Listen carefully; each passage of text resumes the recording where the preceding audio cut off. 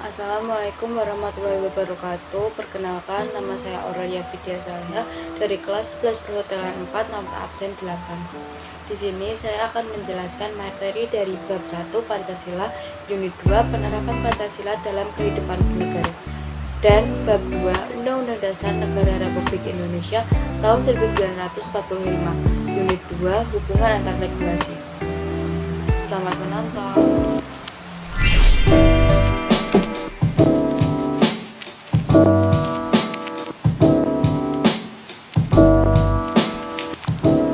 Penerapan Pancasila dalam kehidupan bernegara. Poin penting dalam penerapan Pancasila dalam kehidupan bernegara diantaranya adalah 1. Dasar negara Pancasila. Pancasila tidak hanya ada sebagai dokumen resmi atau seremonial, tetapi seharusnya menjadi landasan yang mengatur dan menyelenggarakan negara. Pemberlakuan Pancasila harus melekat dalam tindakan pemerintah sebagai penyelenggara negara. 2. 3 tataran nilai Pancasila. Pertama, nilai dasar merupakan nilai abstrak dan tetap, tidak tergantung pada perubahan waktu dan tempat, mencakup prinsip-prinsip fundamental yang diakui secara mutlak, seperti 5 sila Pancasila. Kedua, nilai instrumental merupakan penjabaran kontekstual dari nilai-nilai Pancasila. Nilai ini mengarah pada strategi, kebijaksanaan, sistem, program, dan proyek yang harus sesuai dengan tuntutan zaman dan didasarkan pada nilai dasar. Ketiga, nilai praksis merujuk pada nilai-nilai yang diterapkan dalam kehidupan sehari-hari baik di maupun masyarakat negara. Nilai ini bermanifestasi dalam tindakan nyata dan dapat dilakukan oleh lembaga negara, organisasi masyarakat, dan individu. 3. Kesesuaian dan konsistensi nilai. Penerapan nilai instrumental dan nilai praksis harus sesuai dan konsisten dengan nilai dasar Pancasila. Nilai instrumental tidak boleh bertentangan dengan nilai dasar, dan nilai praksis tidak boleh bertentangan dengan nilai instrumental. 4. Tanggung jawab lembaga negara seperti MPR, Presiden, dan DPR memiliki peran dalam menyusun nilai instrumental yang menguraikan nilai-nilai Pancasila dalam undang-undang, peraturan pemerintah, dan kebijakan lainnya. 5. Telaah nilai instrumental dan praksis. Penelitian lebih lanjut dilakukan pada nilai instrumental dan nilai praksis. Dalam praktik bernegara, nilai instrumental mengarah pada pembuatan hukum dan kebijakan yang mencerminkan nilai-nilai Pancasila. Nilai praksis mengacu pada penerapan nilai-nilai Pancasila dalam kehidupan sehari-hari. 6. Wujud nilai instrumental. Nilai instrumental tercermin dalam bentuk undang-undang dan peraturan pemerintah. Penting bahwa nilai-nilai ini sejalan dengan prinsip-prinsip dasar Pancasila. Berikut ini penjelasannya. Sila pertama, nilai dasar, mengakui dan takwa kepada Tuhan Yang Maha Esa. Nilai instrumental diwujudkan melalui UUD 1945 pasal 28E dan 29 yang mengakui kebebasan beragama, beribadah, dan meyakini kepercayaan sesuai hati nurani. Nilai praksis menghormati kebebasan menjalankan ibadah sesuai agama dan kepercayaan, tidak melakukan penistaan terhadap agama, dan memupuk kerukunan antar umat beragama. Sila kedua, nilai dasar, menghormati dan memperlakukan manusia sesuai dengan harkat dan martabatnya. Nilai instrumental diatur dalam UUD 1945 pasal 14, 28A, 28B, 28G, 28.1, dan 28C yang menjamin hak asasi manusia, hak hidup, hak keluarga, hak pribadi, hak bebas dari penyiksaan, dan hak untuk tidak diskriminatif. Nilai praksis mengakui kesetaraan, menghormati hak asasi setiap manusia tanpa membedakan, dan melakukan tindakan kemanusiaan seperti bakti sosial. Sila ketiga, nilai dasar, menghargai persatuan dan kesatuan Indonesia. Nilai instrumental ditegaskan dalam UUD 1945 pasal 25A, 35, 36, 36A, 36B, dan 36C yang menetapkan simbol-simbol nasional, bendera, bahasa, lambang, dan lagu. Nilai praksis mengembangkan sikap saling menghargai, memajukan pergaulan bangsa, dan menjunjung tinggi persatuan. Sila keempat, nilai dasar menghormati musyawarah dan keputusan bersama. Nilai instrumental diatur dalam UUD 1945 pasal 2, 3, 6A dan 19 yang mengatur tentang perwakilan rakyat, pemilihan presiden, dan kegiatan musyawarah. Nilai praksis menghindari walkout, menghargai hasil musyawarah untuk ikut serta dalam pemilihan umum, dan memberikan kepercayaan kepada wakil rakyat. Sila kelima, nilai dasar mengutamakan keadilan sosial. Nilai instrumental diwujudkan dalam UUD 1945 pasal 33 dan 34 yang mengatur perekonomian yang berkeadilan, perlindungan fakir miskin, dan jaminan sosial. Nilai praksis mengembangkan perbuatan luhur, menjaga keseimbangan hak dan kewajiban, serta tidak bersifat boros.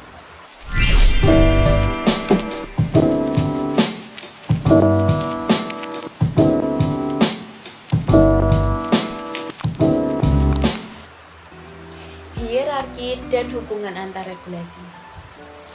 Konstitusi Undang-Undang Dasar 1945 merupakan hukum yang paling tinggi dan fundamental dalam hierarki hukum.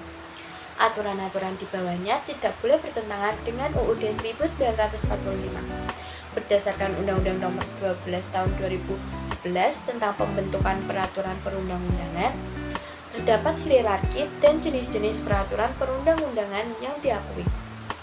Hierarki peraturan perundang-undangan terdiri dari 1. Undang-Undang Dasar Negara Republik Indonesia tahun 1945.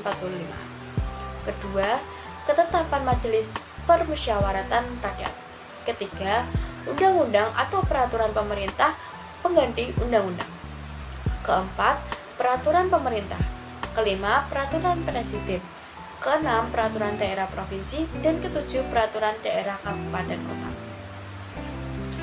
Jenis peraturan perundang-undangan juga mencakup peraturan dari berbagai lembaga, badan, atau komisi yang memiliki kewenangan sejajar yang dibentuk oleh undang-undang.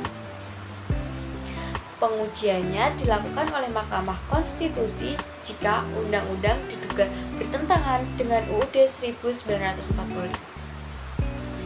Jika peraturan perundang-undangan di bawah undang-undang diduga bertentangan dengan undang-undang, pengujiannya dilakukan oleh Mahkamah Agung. Aturan perundang-undangan memiliki hierarki mulai dari UUD 1945 hingga peraturan daerah, kabupaten, atau kota. Regulasi adalah seperangkat peraturan yang mengendalikan suatu tatanan untuk mencegah pelanggaran dan memastikan ketaatan. Regulasi berasal dari berbagai sumber, tetapi regulasi pemerintahan adalah yang paling umum.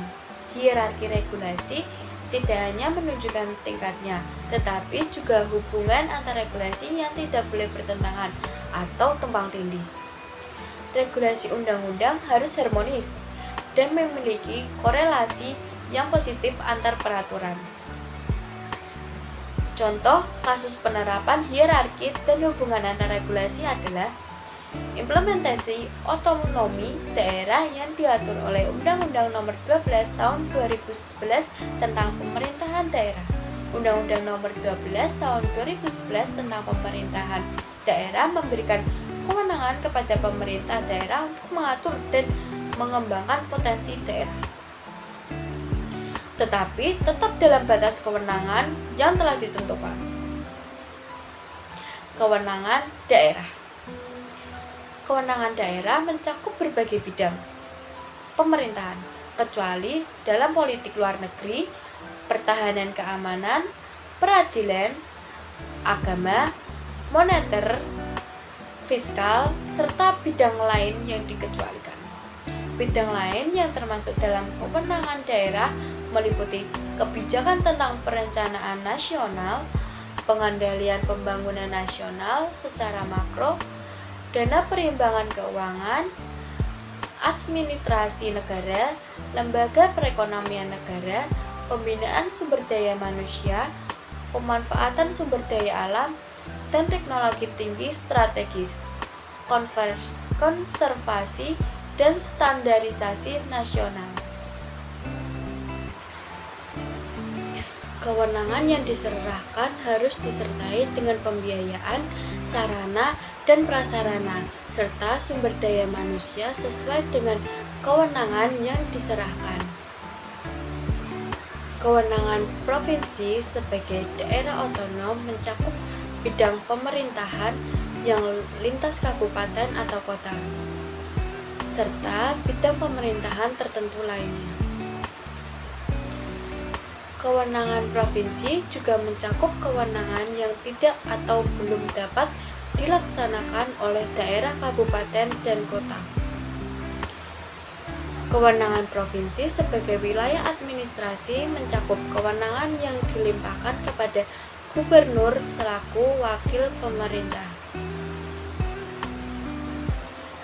Daerah berwenang mengelola sumber daya nasional di wilayahnya dan bertanggung jawab memelihara kelestarian lingkungan sesuai dengan peraturan perundang-undangan. Kewenangan daerah di wilayah laut mencakup eksplorasi, eksploitasi, konservasi, dan pengelolaan kekayaan laut, pengaturan administratif, tata ruang, penegakan hukum, dan bantuan penegakan keamanan dan kedaulatan negara. Kewenangan daerah, kabupaten, dan kota di wilayah laut terbatas hingga sepertiga dari batas laut daerah provinsi. Kewenangan daerah, kabupaten, dan kota meliputi kewenangan pemerintah seperti pekerjaan umum, kesehatan, pendidikan, pertanian, perhubungan, industri, perdagangan, lingkungan hidup, pertanahan, koperasi, dan tenaga kerja. Pengaturan lebih lanjut mengenai kewenangan daerah ditetapkan dengan peraturan pemerintah. Pemerintah dapat menugaskan tugas-tugas tertentu kepada daerah dalam tugas pembantuan disertai pembiayaan, sarana dan prasarana, serta sumber daya manusia dengan kewajiban pelaporan dan pertanggungjawaban kepada pemerintah. Penugasan tersebut diatur dengan peraturan perundang-undangan. Jadi itulah tadi materi yang saya dapatkan di bab 1 Pancasila tentang unit 2 penerapan Pancasila dalam kehidupan bernegara dan bab 2 Undang-Undang Dasar Negara Republik Indonesia tahun 1245 tentang unit 2 antarregulasi. Terima kasih sudah menonton semuanya.